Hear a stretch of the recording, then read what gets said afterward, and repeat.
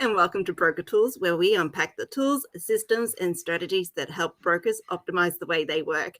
I'm Katie, your host, and today we are diving into a topic that so many brokers want to be good at, but often struggle to stay consistent with: content marketing. Joining me for this conversation is Sam Panetta, broker, business coach, and all-round content marketing advocate. If you have followed Sam online, you'll know he is one of the most consistent creators in the finance space. He's built a powerful personal brand by showing up, sharing value, and making content feel simple, authentic, and doable. His background as a broker and business coach means that he understands the realities of the industry, time constraints, compliance concerns, and what actually makes that needle move forward without making it too complicated. Sam, welcome to the pod. I'm glad to be here. Thanks for having me on. You are most welcome. I guess we should give, Christian a shout out because he connected us. I said he hard launched us into a friendship. Thanks, Christian. Shout out to you, mate. Christian, we love you. Can you, because I guess you and I don't really know each other, and I was talking about this to somebody else earlier today. There's been a lot of things that we've covered in the marketing conversation landscape so far. And I think having the people know a little bit more about you, what's your background, how did you become a broker coach? That would be all those sorts of goodies. All right. I'll do a compressed version right from the start. I don't know if anyone could tell, but I was a little bit cheeky at school, so I exited in year 10 quite early. Done 10 years as a spray painter, which was rough and ready. You went from a boy to a man quite quickly, being around some of those tradies. Early 20s, I hurt my back, had to get out of it. Always wanted to be in finance, but never quite had the grades. So I ended up going back to school, getting a gig at a Yellow Brick Road franchise.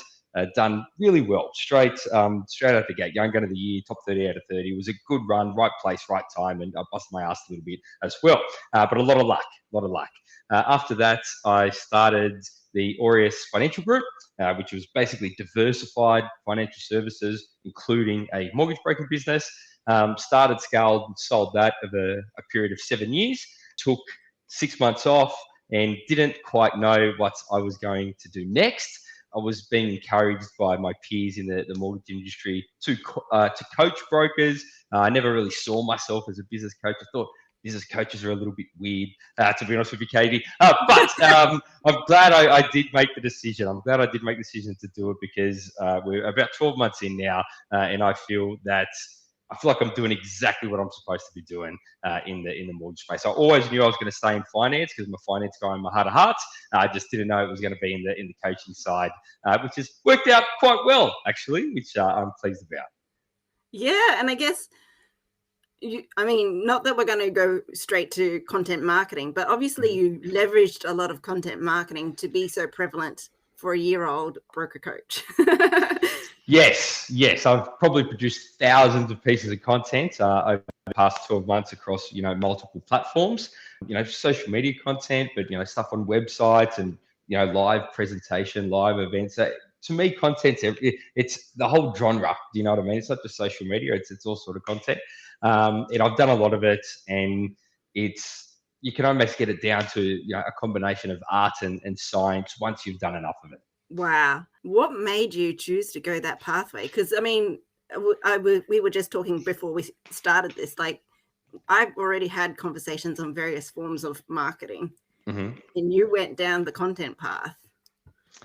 Yeah, well, I've always done content. Even when I was in the smash repair industry, I was doing content for the smash repair business that I worked for. And so, that was 15 years ago, longer. So I've always done a little bit of content, and I've probably progressively gotten better at it over time. Sheer hours, do you know what I mean? Just sheer hours, you tend to get better at doing a thing. And the last business, we've done a lot of content, we've done a lot of paid advertising, we've done a lot of referral partners, we've done a lot of, repeat business for existing clients and client referrals. And I probably think they're the 4 ways that you can sort of get business. But the reason that I doubled down on content at the start when I launched Broker Coach, it was a niche that I was deeply interested in. passionate about. I knew a little bit about it. I had a bit of a competitive edge, so the niche was sharp enough where content would work. And I like the fact that it scales like ads, based on the amount of value that you provide and the amount of volume that you do, but it converts like a referral, because by the time somebody gets in front of you, there's that know, like, and trust factor that's been built, because they've typically been watching you for days, weeks, months, years before a client actually gets in front of you, and so it converts really well as well. Nice. And I guess, again, everything's languaging. When you say content, what do you mean? To me, content is typically social media content, right? Typically stuff, for brokers, it would be Instagram, TikTok, LinkedIn, YouTube. They're probably the most prevalent platforms today for a broker. Okay, so I guess it's that whole dissemination. When I guess you're saying content, you're saying video and then disseminating across, or would you use a blog post as well? Really, really interesting point. So for the website, the SEO needs blog posts, and so a lot of the time, my copywriter will take my videos, expand it, turn it into a blog post, get it up on the website, because that is what the Google universe and SEO demands. And if you're talking, Instagram doesn't mind images, it doesn't mind reels, or the stories, all those sorts of things. TikTok loves a long, blabbering video, but something like LinkedIn doesn't perform that well with videos, right? It loves written copy or a spicy image. Do you know what I mean? Break up the bland nature of LinkedIn. So I think producing content that is true to the platform is key. And you can recycle a lot of stuff, but it will always perform where its natural habitat is. But it will perform better where its natural habitat is. Nice. And I think the reason I'm kind of drilling down is you and I are in marketing. We had prior experience before doing whatever we are doing now. So we've been in the landscape. But a lot of brokers have never been in the landscape. And so the languaging alone is one of those, things where I realize that if you're not in the map of the world, you need to create a new terrain for the other person. Yes. And so 100%. When I guess I say content and you're saying content, and if people are trying to understand what content is, it may start off as a video. Yes. But then I guess before you even launch that video, you might have had a pre-thought about what that video was going to be about. Correct. And so you create this video, and then hopefully you can hand it over to somebody else, and they will sharpen up that video so it can be presentable in whatever format that needs to go next. And that's whether you turn a blog post into it, then you can have it as a social media post, but then you're making that post from that one video meet all those channels. Is that the word we should use? Yeah, I guess so. Platforms, channels. Yeah, interchangeable words for the same thing, basically. Yeah, because social media is just too big and wide, and there are so many ways you can do it. But that is the pathway of content. Would you say that's true, or what would you say is your pathway of content? I think there's two trains of thought with it. It's either going sort of thin and narrow and deep, and picking one platform and mastering the one platform. And I've seen plenty of successful brokers who literally only exist on one platform, or it's going shallow and wide, where you are producing less content but over a wider space. I prefer to go shallow and wide, but either way works. Awesome. And I guess this is really about messaging. So at the end of the day, the content is whatever thought you had, and you thought it was good for your audience to hear. 100%. And it's typically, you start with the niche, right? You start with the niche, and it's very difficult to produce content without a niche. And the more highly defined the niche is, the easier it is to get cut through with our content, right? If anyone watches any of my stuff, if you weren't a mortgage broker, like you wouldn't give a shit about my content. Do you know what I mean? Because it's so broker centric. People wouldn't even know what we're talking about, but people in the broker world do, and they sort of resonate with it. And so you can start off with that high level. Okay, I'm talking to the broker world, and then you can zone down onto a singular piece of content that strikes a singular piece of like a pain point or an ambition. All right, so you can go as micro. It's like a little thing that annoys brokers, and you can tug on it a little bit. So you know, the macro audience, and then the micro audiences that are having, you know, very acute topics that they want to discuss. Perfect. And I think this is where the wisdom of marketing really comes into play, because that is the niche thing. And you're like, I know that, say, for first home buyers, they struggle with, but then within the first home buyers, there's that broad niche, but then you have layers of it from everything. One of the people that we were having the pod with earlier had mentioned the immigration first home buyers. Do you know me? Versus mum and dad just out of high school first home buyers. The approval process is different for them. And so you need to talk to the pain point of that person. Correct. And how you decide that, how you draft that content as they're a broker, because you obviously do a lot of coaching on brokers and their marketing. Yes. Where would you take them on that journey? Well, the greatest thing, right, and this is how I do my content too, and this is how I teach the brokers, is I'm having the conversations with brokers each and every single day, right? So I have an endless supply of ideas for content because I know what the ambitions are. I know what the pain points are. I could collate a list at the end of every day for 20 or 30 things, right? Just based on the conversations that I'm having. Brokers are exactly the same.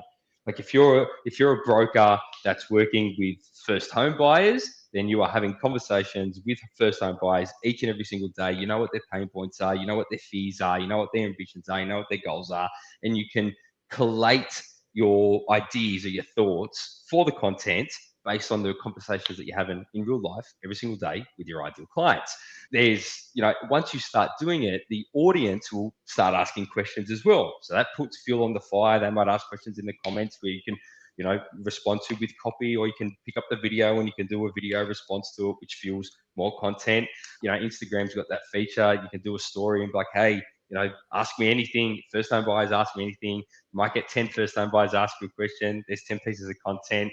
And the questions that come from the audience directly, the ideal niche are the best because number one, you know, they want to know the answer because it's the ideal audience that's asking the question. So, you know, they want to know the answer. And number two, it doesn't come across as preachy. You know what I mean? I think content that says that you should do this or you should do that, I don't think people like that sort of content. Whereas if you're genuinely answering a question, it comes across more as useful than as being a bit of a preacher. Nice. And I guess this is the window of opportunity because AI is here. And so how do you cut through the noise? Yeah, AI. I don't know what's going to happen there yet. I'm undecided. I'm unapologetically on the fence. A lot of AI content, bloody terrible, but it might get to the point where it's not, Kate. Do you know what I mean? It might get to the point where it's not. And I think that's a lot of where I think the messaging and the things that we're saying and the words that are coming out of our mouths are one thing when it comes to content. But I actually think the core thing is the character that's coming across, because people end up building know, like, and trust with the character that they're following.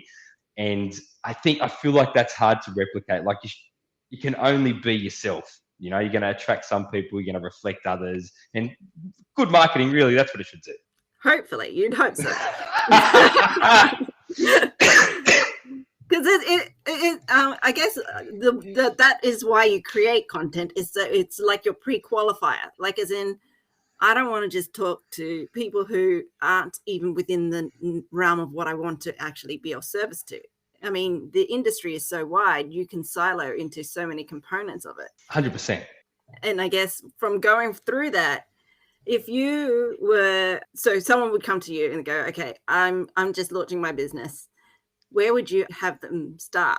First step would be to pick a niche.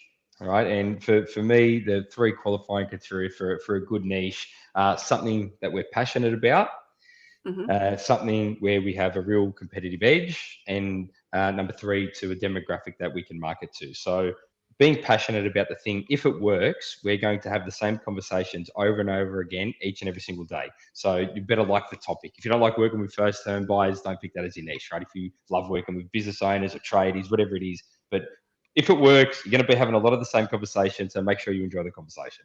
Number two, having a real competitive edge. This is important.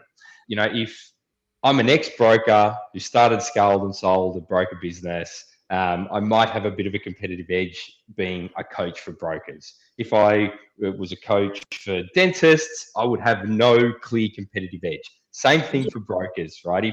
If you're, for 10 years, you were an SMSF accountant, right? And then you started your broking business, I would be damn sure that you would have a competitive edge as an SMSF lender because you know the ins and outs of it more than the other 99% of the participants in the marketplace. So having a real edge, I think, is really important. Even being able to speak a language that someone else can't speak, and you've got a demographic of people that speak a similar language, like nearly no one can compete in that, right? If it's not English, nearly no one in Australia can compete with that.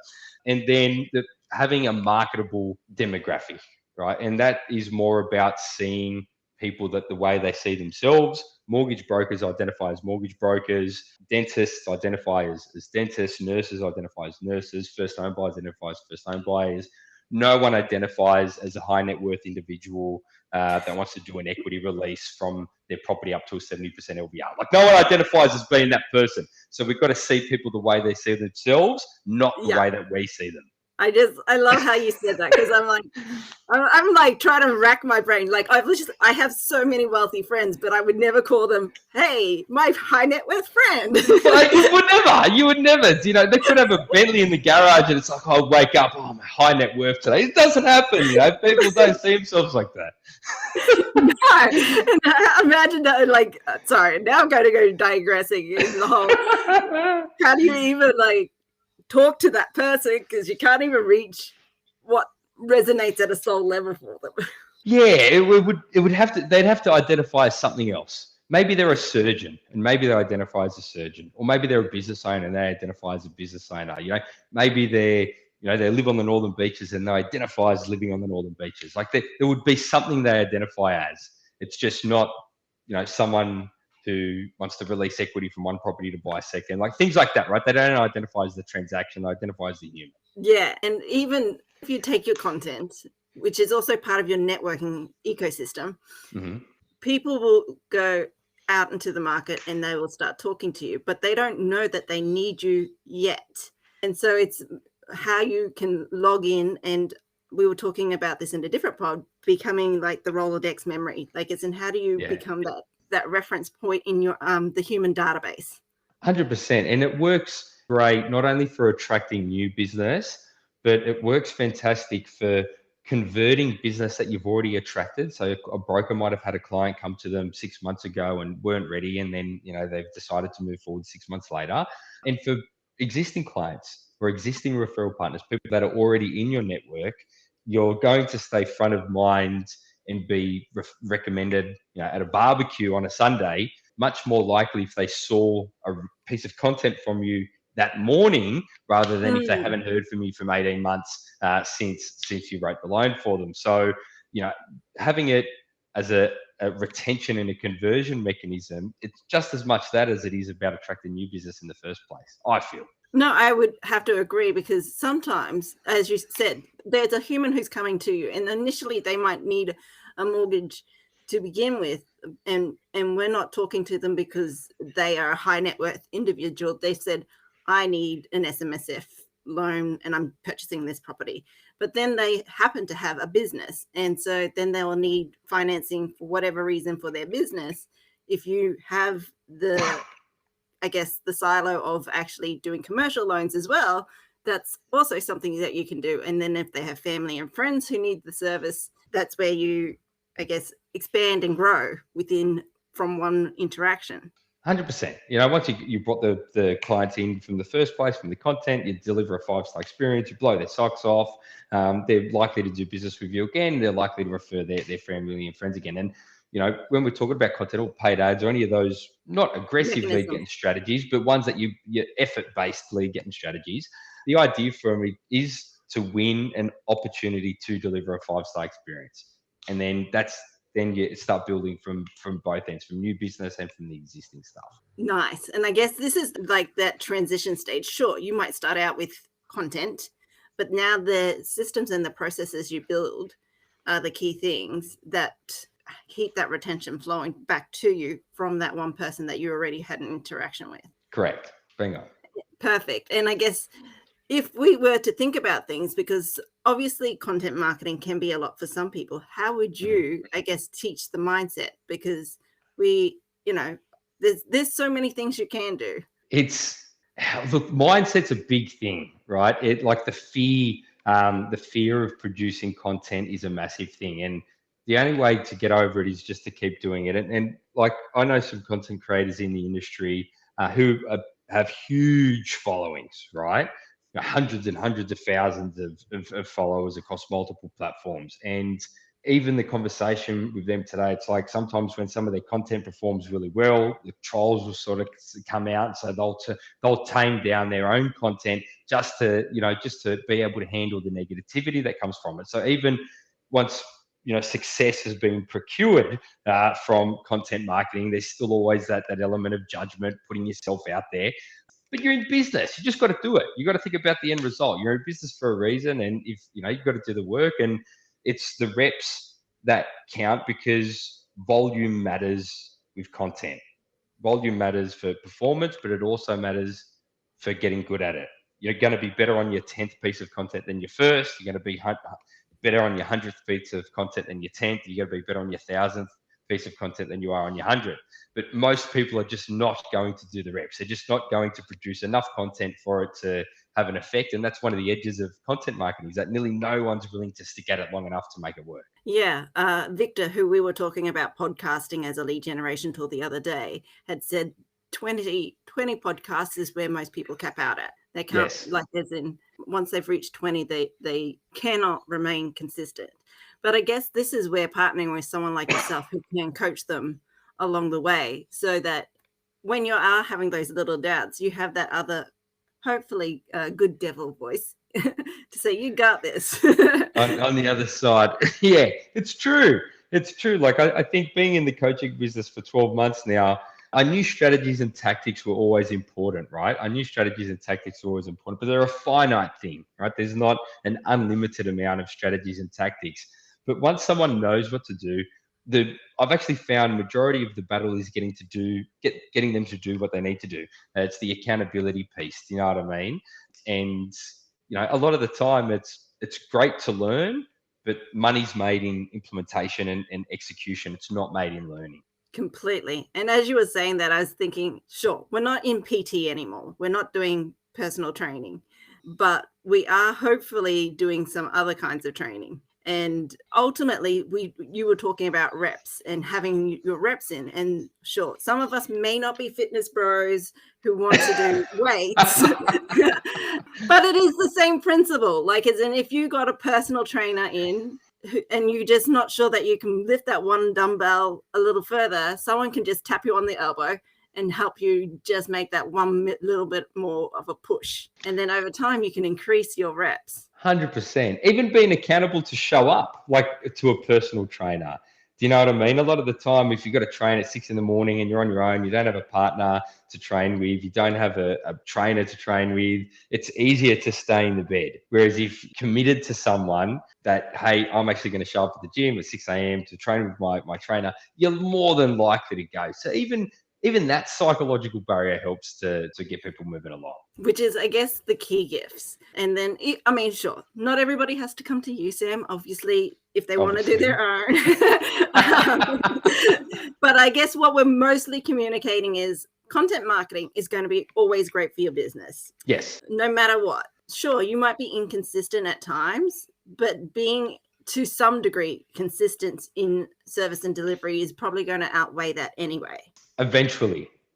So it's the getting business from your existing clients is a great way of getting business, right? It's really high margin because we're not paying for it, and it's not, we're doing the work anyway, right? So we might as well do a good job of it. So it's not an additional workload, there's no additional spend, but you're limited by the amount of clients that you actually have.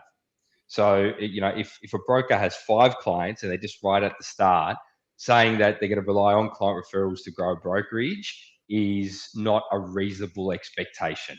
All right, it's not a reasonable expectation. For a broker who's been at it for quite a long time, who has 500 clients, it is more of a reasonable expectation that they can grow purely from the organic traffic that their clients refer to them. And it's just about, the paid ad stuff and the content marketing. It's the fuel in the rocket to get it off the ground. And if we don't get the rocket off the ground, the rest of it's not going to have an opportunity to work its magic. I like that, because you obviously, even before you get the fuel off you need like the jetpack engine. Correct. To just like very visual in these commentaries.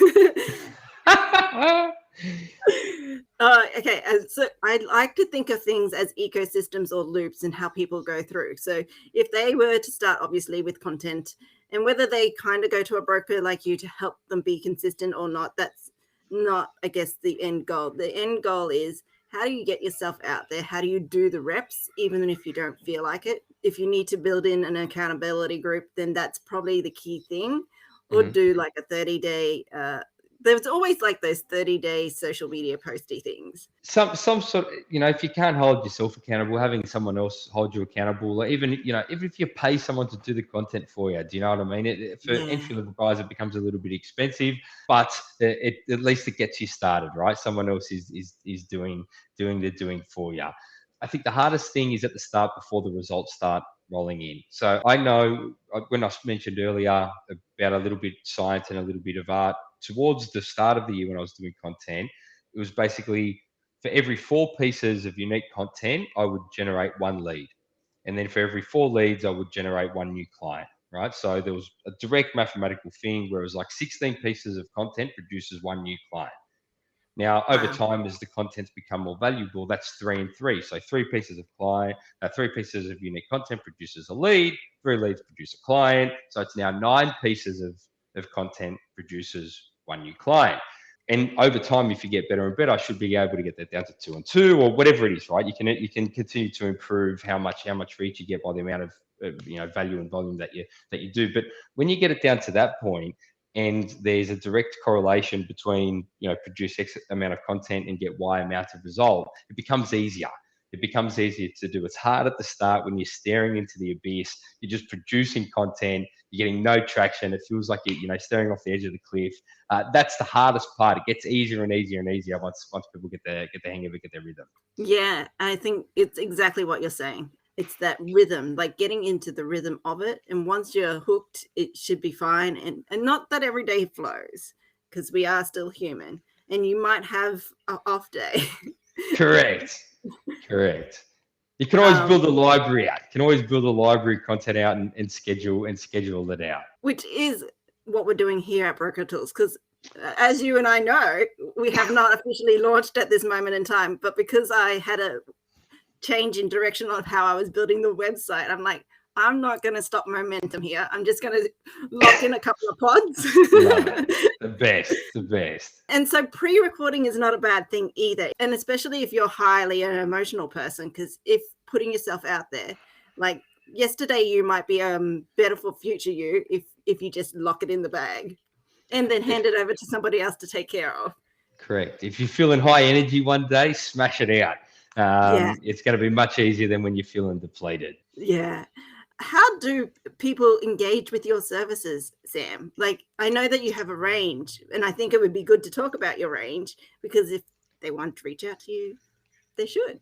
Yeah, the broker coach model is essentially membership based. We have 2 memberships, platform and private. Platform's basically group coaching, private is one-on-one coaching. But if anyone's listening to this, the best thing to do is follow me along on your favorite social media platform. I do try to deliver a shitload of value, so that's probably a really good place to start. Is wherever you frequent the most, go find me there, and that'd be a good start for you, I reckon. Oh, perfect. Thank you, Sam, for joining me on this conversation. It's been so much fun. If anybody wants to ask more questions, or if they should think that Sam and I should do another pod on another topic, let us know.